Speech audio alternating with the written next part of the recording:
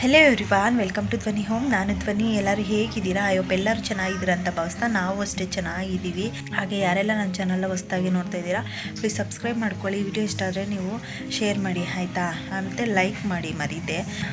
Video ಹೇಗಿತ್ತು ಅಂತ ನನಗೆ ಕಮೆಂಟ್ ಮಾಡಿ ಕೂಡ ತಿಳಿಸಿ. ಮತ್ತು ಇವತ್ತೇನು ಗೊತ್ತಾ, ಬ್ರೇಕ್ಫಾಸ್ಟ್ ಎಲ್ಲ ಆಯಿತು. ಇಡ್ಲಿನ ಮಾಡಿ ಚಟ್ನಿನ ಮಾಡ್ಕೊಂಡಿದ್ವಿ ಬ್ರೇಕ್ಫಾಸ್ಟ್ಗೆ. ಎಲ್ಲ ತಿಂದಾಯಿತು. ಇವಾಗ ಸಾಂಬಾರು ಮಾಡೋಣ ಅಂತ ಇಟ್ಟಿದ್ದೀನಿ. ಮೊಸಪ್ಪು ಮಾಡ್ಕೊಳ್ಳೋಣ ಅಂತ ಅಂದ್ಬಿಟ್ಟು ಮಧ್ಯಾಹ್ನಕ್ಕೆ. ಇವಾಗ ಎಷ್ಟು ಗೊತ್ತಾ, ಟೈಮು ಒಂದು 10:30 ಏನೋ ಆಗಿದೆ ಅಷ್ಟೇ. ಬೇಗ ಮಾಡಿ ಇಟ್ಕೊಂಡು ಬಿಡೋಣ. ನನಗೆ ಪಾಪುನ ಮಲಗ್ಸೋಕ್ಕೆ ಬಂದರೆ ನಾನು ಅವ್ರ ಜೊತೆ ಇಲ್ಲ ಅಂತಂದರೆ ಅವ್ರು ಸರಿಯಾಗಿ ನಿದ್ದೆ ಮಾಡಲ್ಲ. ಅದಕ್ಕೆ ಅವ್ರಿಗೆ ನಿದ್ದೆ ಬರೋಷ್ಟರಲ್ಲಿ ನಾನು ಸಾಂಬಾರೆಲ್ಲ ಮಾಡಿ ಇಟ್ಕೊಂಡು ಬಿಡೋಣ. ಅಂಡ್ ಪಾತ್ರೆ ಇತ್ತು ಸ್ವಲ್ಪ, ಅದೆಲ್ಲ ವಾಶ್ ಮಾಡಿ ಇಟ್ಕೊಳ್ಳೋಣ ಅಂತ ಅಂದ್ಕೊಂಡು ಎಲ್ಲ ಸ್ಟಾರ್ಟ್ ಮಾಡ್ಕೊಂಡ್ಬಿಟ್ಟಿದ್ದೀನಿ. ಮತ್ತು ಏನು ಗೊತ್ತಾ, ಒಂದು 2 ಡೇಸಿಂದ ನನಗೆ ಎದ್ದೇಕು ತಲೆನೋವು ಸ್ವಲ್ಪ ಯಾಕೋ ಬಿಡ್ತಾನೇ ಇಲ್ಲ ನನಗೆ. ಅದು ಹುಷಾರಿಲ್ಲ ಅನ್ನೋ ಥರನೇ ತಲೆ ಎಲ್ಲ ಭಾರ, ತಲೆನೋವು ಆ ಥರ. ಈ ಕ್ಲೈಮೇಟ್ ಈ ಥರ ಇರೋದಕ್ಕೋ ಏನೋ ನನಗೆ ಗೊತ್ತಿಲ್ಲ, ಈ ಥರ ಆಗ್ತೈತೆ. ನೋಡೋಣ ಇವತ್ತಿನ ದಿನ ಹೇಗೋಗುತ್ತೆ ಅಂತ ಅಂದ್ಬಿಟ್ಟು. ಒಂದು 2-3 ಡೇಸಿಂದ ನನಗೆ ಈ ಥರ ಆಗ್ತಿದೆ, ತಲೆನೋವು ಬಿಡ್ತಾನೆ ಇಲ್ಲ. ಹಾಗೆ ಇಷ್ಟಕ್ಕೆಲ್ಲ ನಾನು ಏನು ನನ್ನ ಕೈಲಿ ಆಗಲ್ಲ ಅಂತೆಲ್ಲ ಕೂರೋವಳು ಅಲ್ವೇ ಅಲ್ಲ. ನನ್ನ ಕೈಲಿ ಎಷ್ಟಾಗುತ್ತೋ ಅಷ್ಟು ಕೆಲಸನ ನಾನು ಮಾಡೇ ಮಾಡ್ತೀನಿ. ಮಲ್ಕೊಂಡಿದ್ದಾಗ ಅಂದರೆ ಬೆಳಗಿನ ಜಾವ ಎದ್ದೇಳೋಕ್ಕಾಗ್ತಾಯಿಲ್ಲ ಬೇಗ, ಅದಷ್ಟೇ ಪ್ರಾಬ್ಲಮ್ ಆಗ್ತಿರೋದು.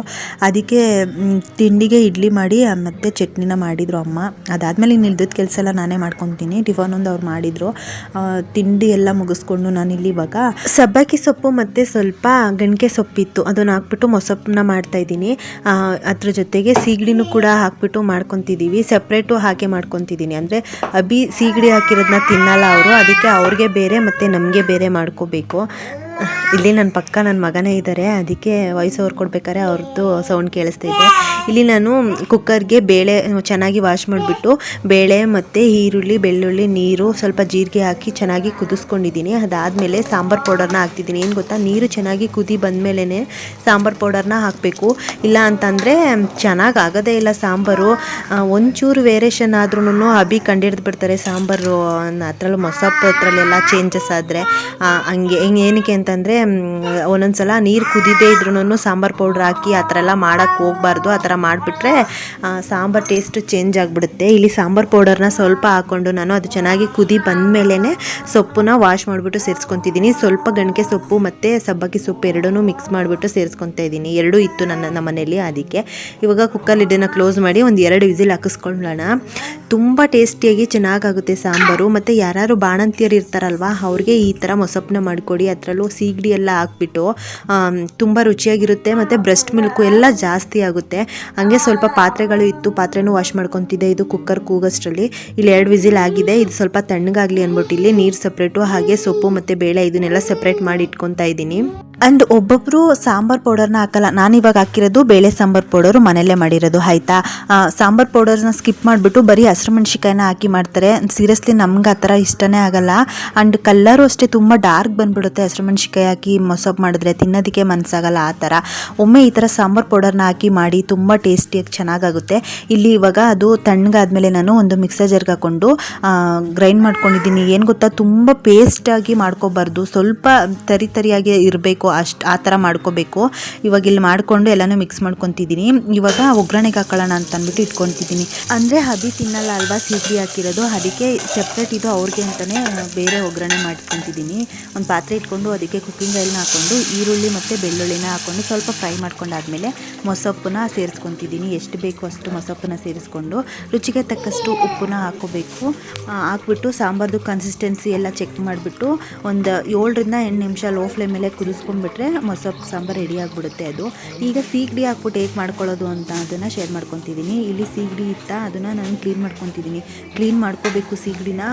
ಅಲ್ಲಿ ನಾವು ಅಂಗಡಿನ ತೊಗೊಂಡು ಬಂದಿರ್ತೀವಲ್ಲ, ಹಂಗೆ ಹಾಕೋಕ್ಕೆ ಹೋಗ್ಬಾರ್ದು. ಅದರಲ್ಲಿ ಕಪ್ಪೆ ಚಿಪ್ಪು ಥರ ಆ ಥರ ಎಲ್ಲ ಇರುತ್ತೆ. ಚೆನ್ನಾಗಿ ಒಂದ್ಸಲ ವಾಶ್ ಮಾಡೋಕ್ಕೂ ಮುಂಚೆ ಕ್ಲೀನ್ ಮಾಡಿಕೊಂಡು ಇಲ್ಲಿ ಇವಾಗ ಬಿಸಿ ಮಾಡ್ಕೊಳ್ಳೋಕ್ಕೆ ಒಂದು ಪಾತ್ರೆನ ಇಟ್ಕೊಂಡು ಬಿಸಿ ಮಾಡ್ಕೊತಿದ್ದೀನಿ ಸೀಗಡಿನ. ಸ್ವಲ್ಪ ಅದು ಬಿಸಿ ಮಾಡ್ಕೋಬೇಕು, ಅಂದರೆ ಹುರ್ಕೋಬೇಕು ಸೀಗಡಿನ. ತುಂಬಾ ಹುರಿಯೋಕ್ಕೆ ಹೋಗಬೇಡಿ, ಅದು ಒಂಥರ ಅರೋಮಾ ಬರುತ್ತೆ. ನಾವು ಚೆನ್ನಾಗಿ ಬಿಸಿ ಆಗ್ತಾ ಇದ್ದ ಟೈಮಲ್ಲಿ. ಇವಾಗ ಇಲ್ಲಿ ಹುರ್ಕೊಂಡು ಆಗಿದೆ ನನಗೆ. ಅದೇ ಪಾತ್ರೆನ ಇಟ್ಕೊಂಡು ಒಗ್ಗರಣೆ ಮಾಡ್ಕೊತಾ ಇದ್ದೀನಿ. ಕುಕ್ಕಿಂಗ್ ಆಯಿಲ್ನ ಹಾಕ್ಕೊತಿದ್ದೀನಿ. ಆಯಿಲ್ ಬಿಸಿ ಆಗ್ತಿದ್ದಂಗೆ ನಾನು ಈರುಳ್ಳಿ ಬೆಳ್ಳುಳ್ಳಿ ಎಲ್ಲ ಸೇರಿಸ್ಕೊತಿದ್ದೀನಿ. ಅಷ್ಟರಲ್ಲಿ ಸೀಗಡಿ ಹುರಿದಿಟ್ಕೊಂಡಿದ್ವಲ್ವ, ಇದನ್ನು ವಾಶ್ ಮಾಡಿಬಿಟ್ಟು ಸೇರಿಸ್ಕೋಬೇಕು, ಹಾಗೆ ಸೇರಿಸ್ಕೊಳಕ್ಕೆ ಹೋಗ್ತೀರಿ. ಈರುಳ್ಳಿ ಮತ್ತು ಬೆಳ್ಳುಳ್ಳಿ ಹಾಕ್ಕೊತಿದ್ದೀನಿ. ಬಾಣಂತಿಯರಿಗೆ ನೀವೇನಾದರೂ ಕೊಡ್ತೀರಾ ಅಂತಂದರೆ ಬೆಳ್ಳುಳ್ಳಿನ ಸ್ವಲ್ಪ ಜಾಸ್ತಿನೇ ಕೊಡಿ ಹಾಕಿ, ಆಯಿತಾ. ಅದು ಬ್ರೆಸ್ಟ್ ಮಿಲ್ಕು ಜಾಸ್ತಿ ಆಗೋಕ್ಕೂ ಸಪೋರ್ಟ್ ಆಗುತ್ತೆ. ಆ್ಯಂಡ್ ಹಸಿ ಕರಿಬೇವು ಇಟ್ಟು ಅದನ್ನು ಹಾಕ್ಕೊಂಡು ಈ ವಾಶ್ ಮಾಡಿರೋ ಸೀಗಡಿನ ಸೇರಿಸ್ಕೊಂಡು ಮತ್ತೆ ಫ್ರೈ ಮಾಡ್ಕೊತಾ ಇದ್ದೀನಿ. ಇದನ್ನು ಫಸ್ಟ್ ಒಂದ್ಸಲ ಫ್ರೈ ಮಾಡ್ಕೊಂಡಿದ್ವಿ ಹಾಗೆ, ಇವಾಗ ಆಯಿಲ್ ಜೊತೆ ಫ್ರೈ ಮಾಡ್ಕೊತಾ ಇರೋದು. ಇಲ್ಲಿ ಫ್ರೈ ಮಾಡ್ಕೊಂಡಾದ್ಮೇಲೆ ಮೊಸರು ಎಲ್ಲ ರೆಡಿ ಮಾಡಿ ಇಟ್ಕೊಂಡಿದ್ನಲ್ಲ, ಅದನ್ನು ಇವಾಗ ಮಿಕ್ಸ್ ಮಾಡ್ಕೊತಿದ್ದೀನಿ. ಒಮ್ಮೆ ಇದನ್ನು ಅಷ್ಟೇ ಚೆನ್ನಾಗಿ ಮಿಕ್ಸ್ ಮಾಡಿಬಿಟ್ಟು ಸಾಂಬಾರ್ದು ಕನ್ಸಿಸ್ಟೆನ್ಸಿ ಎಲ್ಲ ಕರೆಕ್ಟ್ ಇದೆಯಾ ನೋಡಿಕೊಂಡು ಉಪ್ಪು ಹಾಕ್ಬಿಟ್ಟು ಲಾಸ್ಟಲ್ಲಿ ಸ್ವಲ್ಪ ತೆಂಗಿನಕಾಯಿ ತುರಿನ ಸೇರಿಸ್ತಾ ಇದ್ದೀನಿ. ಸಾಂಬಾರು ಟೇಸ್ಟು ಚೆನ್ನಾಗಿರುತ್ತೆ ಈ ಥರ ಮಾಡಿದ್ರೆ. ಚೆನ್ನಾಗಿ ಇದನ್ನು 7ರಿಂದ 8 ನಿಮಿಷ ಕುದಿಸ್ಕೊಂಡ್ಬಿಟ್ರೆ ಇದು ಅಷ್ಟೇ ಸಾಂಬಾರು ರೆಡಿಯಾಗಿಬಿಡುತ್ತೆ. ನಾನು 2 ಥರನೂ ಮಾಡಿ ತೋರಿಸಿದ್ದೀನಿ ನಿಮಗೆ. ಸೀಗಡಿ ತಿಂದೇ ಇದ್ದವರು ಆ ಥರ ಮಾಡ್ಕೊಳ್ಳಿ, ಸೀಗಡಿ ತಿನ್ನೋರು ಈ ರೀತಿ ಮಾಡ್ಕೊಳ್ಳಿ. ಪರ್ಸ್ನಲಿ ನನಗೆ ಸೀಗಡಿ ಹಾಕ್ಬಿಟ್ಟು ಮಾಡಿರೋದೇ ತುಂಬ ಇಷ್ಟ. ಆ ಸಾಂಬಾರು ಚೆನ್ನಾಗಿರುತ್ತೆ, ಇದು ಚೆನ್ನಾಗಿರುತ್ತೆ, ಸಖತ್ ಟೇಸ್ಟಿಯಾಗಿ ಚೆನ್ನಾಗಾಗಿತ್ತು. ಬಿಸಿ ಬಿಸಿ ಮುದ್ದೆ ಮಾಡಿಬಿಟ್ಟು ಪಾಪುಗೂ ಕೂಡ ತಿನ್ನಿಸ್ತಿದ್ದೀನಿ, ಅವ್ರಿಗೂ ಮುದ್ದೆ ಎಲ್ಲ ತಿನ್ನಿಸ್ತೀನಿ. ಎಷ್ಟು ದೊಡ್ಡ ಚಪ್ಪಲಿ ಹಾಕ್ಕೊಂಡು ನಡೀತಾ ಇರೋದು, ಈ ಥರನೇ ಇದ್ರು ಸಾಹಸ. ನಡೆಯೋದು, ಬೀಳೋದು, ಹೇಳೋದು. ಪಪ್ಪು ಸಾಕ ಚಪ್ಪಲಿ? ಹಾಂ ಸಾಕ ಮಗನೇ? ಏನಾದರೂ ಸಿಕ್ಕಲಿ ಕಾಲಿಗೆ, ಯಾರ್ದಾದ್ರೂ ಸಿಕ್ಕಲಿ ಹಾಕೊಳ್ಳೋದು. ಮುದ್ದು ಆಗಲ್ಲ ಬಿಡು. ಏನು ಪಪ್ಪು ನೀವೇ ಎತ್ತಬೇಕಾ? ಅಲ್ಲಿ ಅವರಪ್ಪ ಇಟ್ಕೋಬಾರ್ದಂತೆ, ಅದೇ ಎತ್ತಕ್ಕೆ.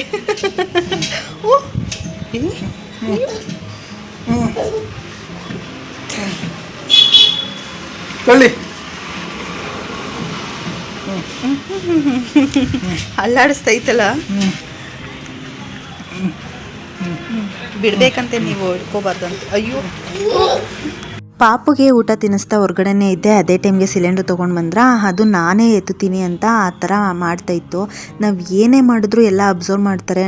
ನಾನು ಮಾಡ್ತೀನಿ ಅಂತ ಟ್ರೈ ಮಾಡೋಕ್ಕೆ ಸ್ಟಾರ್ಟ್ ಮಾಡ್ತಾರೆ. ಆ ಕಸ ಗುಡಿಸಿದ್ರೆ ನಾನು ಗುಡಿಸ್ತೀನಿ ಅಂತ ಬರೋದು. ಆ್ಯಂಡ್ ಈಗ ಇತ್ತೀಚೆಗೆ ಏನು ಗೊತ್ತಾ, ಯಾರಾದರೂ ಮನೆಗೆ ಬರಲಿ ಅವ್ರಿಗೆ ಊಟ ತಿನ್ನಲಿ ಅಂತ ಅಂದ್ಬಿಟ್ಟು ತಟ್ಟೆ ತೊಗೊಂಡೋಗಿ ಕೊಡೋದು, ಇಲ್ಲ ಲೋಟದಲ್ಲಿ ನೀರು ತೊಗೊಂಡೋಗಿ ಕೊಡೋದು, ಈ ರೀತಿ ಎಲ್ಲ ಕಲ್ತ್ಕೊಂಡ್ಬಿಟ್ಟಿದ್ದಾರೆ. ಆ್ಯಂಡ್ ಊಟ ಎಲ್ಲ ತಿನ್ನಿಸ್ದೆ ನಾನು. ಅವ್ರಿಗೆ ಮುದ್ದೆ ಎಲ್ಲ ತಿನ್ನಿಸಿ ರೂಢಿ ಮಾಡಿಬಿಟ್ಟಿದ್ದೀನಲ್ವ, ಮುದ್ದೆ ಎಲ್ಲ ತಿಂತಾರೆ ಆರಾಮಾಗಿ. ಹಾಗೆ ನೈಟಿಂದ ವ್ಲಾಗ್ನ ಕಂಟಿನ್ಯೂ ಮಾಡ್ತಿದ್ದೀನಿ. ಅಷ್ಟು ಪಾತ್ರೆ ಇತ್ತು ಕಿಚನಲ್ಲಿ, ಅಂದರೆ ಮಧ್ಯಾಹ್ನ ಎಲ್ಲ ವಾಶ್ ಮಾಡಿದೆ. ಮಧ್ಯಾಹ್ನದಿಂದ ಅಷ್ಟಾಗಿತ್ತು. ಊಟ ಎಲ್ಲ ನಮ್ಮದು ಮುಗಿದ ಮೇಲೆ ವಾಶ್ ಮಾಡ್ತಿದ್ದೀನಿ ಪಾತ್ರೆನ. ಅಬಿಗೆ ಅಂತ ಮಾಡಿದ್ನಲ್ಲ ಸಾಂಬಾರು, ಅದಷ್ಟೇ ಅವ್ರಿಗೆ ಉಳ್ಕೊಂಡಿದ್ದು. ನಮಗೆ ಮಾಡ್ಕೊಂಡಿದ್ವಲ್ಲ ಮೊಸಪ್ಪು ಸಾಂಬಾರು ಕಂಪ್ಲೀಟ್ಲಿ ಖಾಲಿ. ಸಾಂಬಾರು ತುಂಬ ಟೇಸ್ಟಿಯಾಗಿ ಸಖತ್ತಾಗಿತ್ತು ನಿಜವಾಗ್ಲೂ. 2 ಟೈಮೂ ಮುದ್ದೆ ಮಾಡಿಕೊಂಡು ಊಟ ಮಾಡಿದ್ದೀವಿ, ಅಷ್ಟು ಚೆನ್ನಾಗಿತ್ತು ಸಾಂಬಾರು. ಆ್ಯಂಡ್ ನಾನು ಕಿಚನ್ ಎಲ್ಲ ಕ್ಲೀನ್ ಮಾಡೇ ಮಲ್ಕೊಳ್ಳೋದು. ಯಾವತ್ತಾದರೂ ಆಗಿಲ್ಲ ಅಂದರೆ ಮಾತ್ರ ನಾನು ಸ್ಕಿಪ್ ಮಾಡ್ತೀನಿ ಅಷ್ಟೇ. ಎವ್ರಿಡೇ ನಾನು ಕ್ಲೀನ್ ಮಾಡೇ ಮಲ್ಕೊಳ್ಳೋದು. ಕಿಚನ್ ಎಲ್ಲ ಕ್ಲೀನ್ ಮಾಡಿ ಬಂದೆ. ನನಗೆ ಹೇಳಿದ್ನಲ್ವ, 2 ಡೇಸಿಂದ ಸ್ವಲ್ಪ ತಲೆನೋವಿತ್ತು ಅಂತ ಅಂದ್ಬಿಟ್ಟು ಬಟ್ಟೆಗಳು ಫೋಲ್ಡ್ ಮಾಡಿರಲಿಲ್ಲ, ಹಂಗೆ ಇಟ್ಟಿದ್ದೆ. ಅಷ್ಟು ಬಟ್ಟೆ ಇತ್ತು ನಮ್ಮ ಮನೇಲಿ. ಅಷ್ಟು ಬೇಗ ಆಗಿಬಿಡುತ್ತೆ ಅಷ್ಟು ಬಟ್ಟೆಗಳು ವಾಶ್ ಮಾಡ್ತಾನೆ ಇರ್ತೀವಿ. ಹಾಗೆ ಪಾಪು ನೋಡಿ, ಇಲ್ಲಿ ಬೆಡ್ ಮೇಲೂ ಅಷ್ಟೇ ಎಲ್ಲನೂ ಅವರು ಆಟ ಆಡೋದಕ್ಕೆ ಅಂತ ಎಲ್ಲ ತೊಗೊಂಡು ಎಲ್ಲ ಚೆಲ್ಲಾಪಿಲ್ಲಿ ಮಾಡಿದ್ದಾರೆ. ಇವಾಗ ಇದನ್ನೆಲ್ಲ ಕ್ಲೀನ್ ಮಾಡೇ ಮಲ್ಕೋಬೇಕು. ಬಟ್ಟೆ ಫೋಲ್ಡ್ ಮಾಡಿ ಎತ್ತಿಟ್ಬಿಟ್ಟು ಬೆಡ್ಡೆಲ್ಲ ಕ್ಲೀನ್ ಮಾಡಿ ಆ ಪಾಪುನ ಮಲಗಿಸೋಣ ಅಂತ ಅಂದ್ಕೊಂಡು ಎಲ್ಲ ಕ್ಲೀನ್ ಮಾಡ್ಕೊತಾ ಇದ್ದೆ. ಇದೇ ಥರನೇ ಅವ್ರು ಮಾಡೋದು, ಎಷ್ಟೇ ಕ್ಲೀನ್ ಮಾಡಲಿ ಮತ್ತೆ ಹಂಗೆ ಮಾಡ್ತಾರೆ. ಬಟ್ ನಾನು ಜಾಸ್ತಿ ತಲೆ ಕೆಡಿಸ್ಕೊಳಕ್ಕೆ ಹೋಗಲ್ಲ.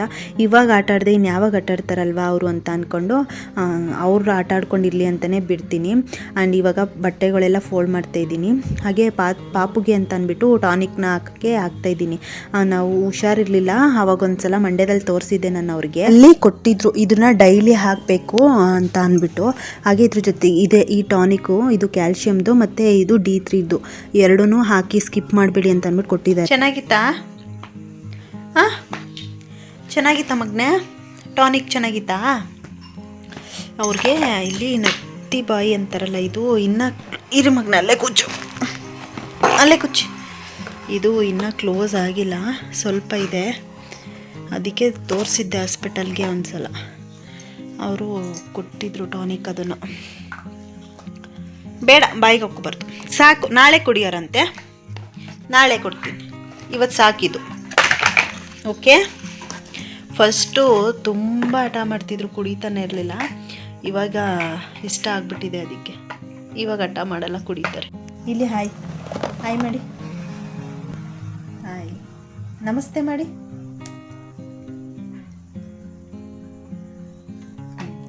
ಬಾಯ್ ಬಾಯ್ ಮಾಡಿ ಬಾಯ್.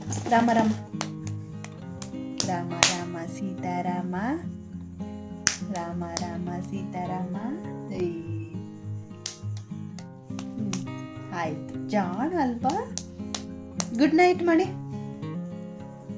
Good night. Good night. Bye ಮಾಡಿ. ಬಾಯ್ ಬಾಯ್ ಬಾಯ್ ಬಾಯ್.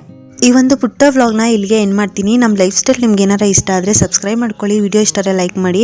ವಿಡಿಯೋ ಹೇಗಿತ್ತು ಅಂತ ಕಮೆಂಟ್ ಮಾಡಿ ತಿಳಿಸಿ. ಹಾಗೆ ನಿಮ್ಮ ಫ್ರೆಂಡ್ಸ್ ಆ್ಯಂಡ್ ಫ್ಯಾಮಿಲಿಗೆ ಶೇರ್ ಮಾಡಿ. ಸಿಗೋಣ ನೆಕ್ಸ್ಟ್ ವಿಡಿಯೋದಲ್ಲಿ. ಓಕೆನಾ? Thank you for watching.